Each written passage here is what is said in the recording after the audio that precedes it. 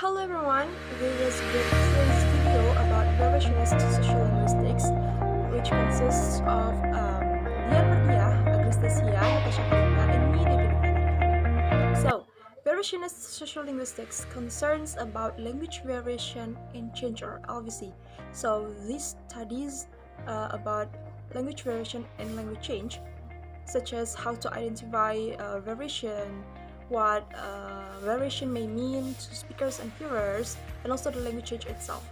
So language variation will be explained later on, but then for language change, we need to know at least three central issues as the cause of language change.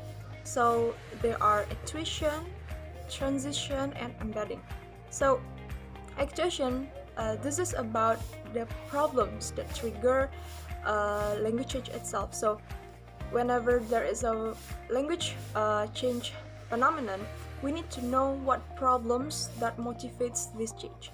And also the transition, this is about the responsible factors for the spread of language change. So whenever the language change phenomenon spread, we need to know what factors that are responsible for that. And also embedding, so this is about the localization of social change, in which where the language change occurs. Speaking about the study of LVC, actually LVC requires some references from external and internal conditions. So external conditions is about the social patterns, and internal conditions there's about linguistic patterns. So if we see the linguistic patterns as the internal condition here, that then we need to identify some patterns such as phonology or sound change, morphological change, syntactic change, semantic change, grammaticalization, and lexical effect.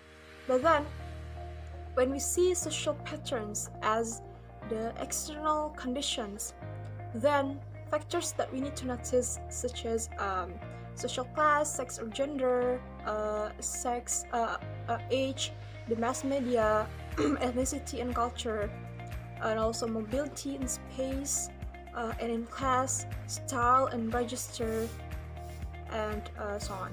Speaking about this linguistic and social patterns, this is related to three waves of variationist sociolinguistics.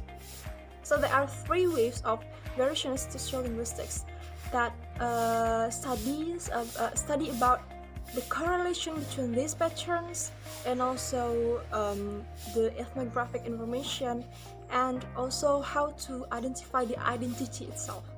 So in the first wave, we study the correlation between social factors and particular linguistic variables in order to establish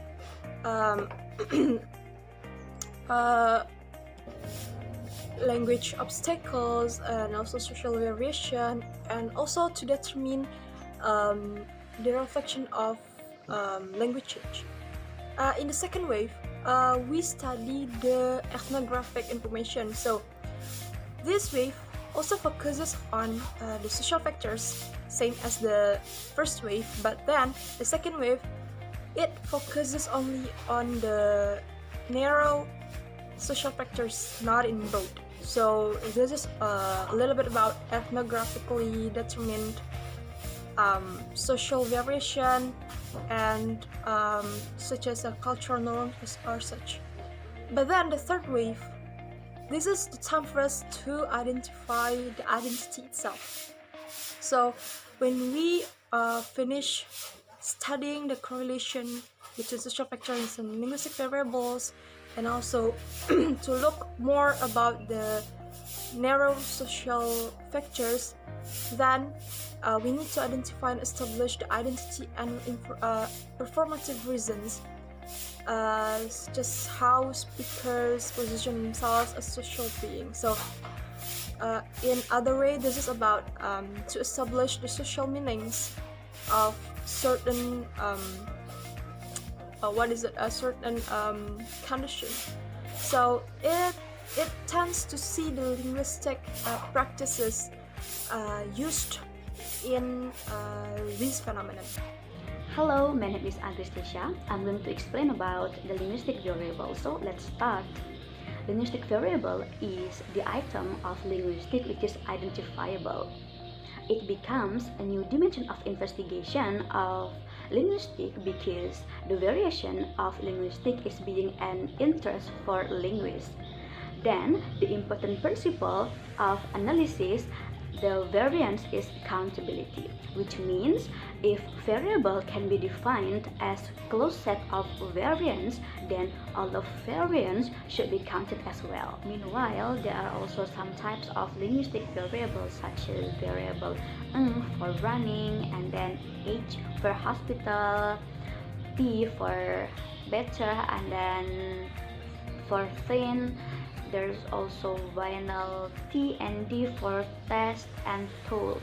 And then vowel variable also exists such as vowel E, O for no, and then A for back, and then U for go. Next, we move to indicator, marker, and stereotype. The first one is indicator. An indicator is a linguistic variable in which the social input is not attached. It is not salient in the speech community. The one that is able to recognize the indicator is only a linguistically trained observer. The second one is marker. Marker can be quite conspicuous and strong carriers of social information. Then the last one is stereotype. Stereotype is more popular so that there is a conscious characterization of a particular group speech. Based on labels opinion, some features that are not hard to recognize are called marker and stereotype. It happens because either markers or stereotypes are salient. Therefore, studies of variation tend to give attention to describe the distribution of linguistic variables that are marker. Hi, my name is Natasha and I'm going to explain about language variation and also dialect. So a sociolinguistic studies about how society can impact and influence language that would explain how language is varied. Bernd Kerman in his book stated that variation may happen in any structural level, and he explained that individual variety of language may arise from their phonetics, phonology, pragmatics, lexicon, or from their morphology and syntax. In linguistic variation, there are three main types of variation which based on extra-linguistic factors that triggers them. They are dialects, sociolects, and register. So first I'm going to explain about dialects. Dialect traditionally means regionally restricted varieties. Meanwhile, in a broad way, it would be defined as synonymous with the neutral hypernym variety, as in terms like standard dialects or social dialects.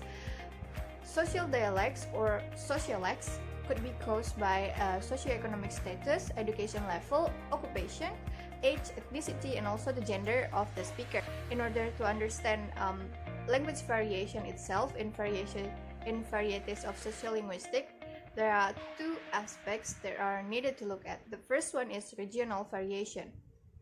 In regional variation, there are also two important elements that we need to understand. The first one is traditional dialectology, or also known as dialect geography, which is focused on regional varieties, especially on the observable variation in the phonological system and the lexicon of elderly male speaker in rural areas, or known as norms, which is non-mobile old rural male speaker in British dialectology. The second one is modern dialectology. So as rural dialects, the best for all the dictionaries and for most studies have died out, and some have also been leveling, it results the modern dialectology is increasingly occupied with studying urban dialects, which is connected to social variation. For example, in the early study, where it shows the correlation of regional and social variation, the study shows how the lower how the lower the socio-economic status of a speaker, the higher the probability that he or she would speak a regional dialect. The second aspect that need to look at in order to understand variationist sociolinguistics is social variation. In social variation, there are some important aspects such as social class membership, gender, age, ethnicity, and many others. So, social variation also has correlation with regional variation, as Kurtman said that the older a speaker and the lower his or her social class, the more likely he or she would be using a regional dialect, and the stronger his or her regional dialect will be. So in conclusion, for language variation and also dialects, I would like to say that language are changed by the people who use them, and also by the social factors such as group identity, socioeconomic status, age, gender, and also social network. I think that's all. The second slide would be defined by Dian Mardia. Thank you so much. I'm going to explain about Labeffian studies case example. So, Labeff studies about phonological change used by Martha Vineyard people, that is a small island which is located on the north coast of America. Labeff is interested in phonological variation. He studied pronunciation of diphthongs I and ow in the speech of the people in Martha's Vineyard. So, Labeff reveals the diphthongs a, I, ew, and ow are used more often by those in particular attached to the island and its tradition. So, in conclusion, variationist linguistics stress the variation of language is structured and systematic. And also, there are some features regarding variationist linguistics, which start from the three waves of variationist linguistics. And then, variationist linguistics deals with the variation of language itself, which influenced by the condition of the society. So we think that's all about the explanation from our group.